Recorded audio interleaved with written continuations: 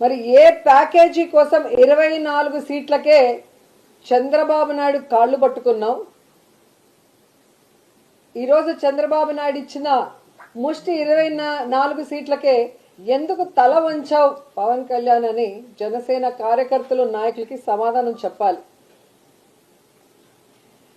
నిజంగా ఎంత బాధాకరం అంటే,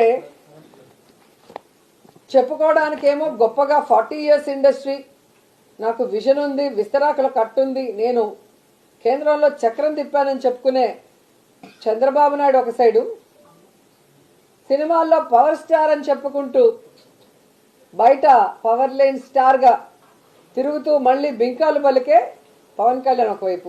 వీళ్ళిద్దరికీ బాగా అర్థమైపోయింది, మనకి బలం లేదు, జగన్మోహన్ రెడ్డి గారిని మనం ఓడించే పరిస్థితి లేదు, కాబట్టి మనం ఎలాగైనా పొత్తు పెట్టుకొని జగనన్నని దించాలి అన్న ఆలోచనతోనే ఈ పొత్తుల కార్యక్రమానికి స్టార్ట్ చేశారు.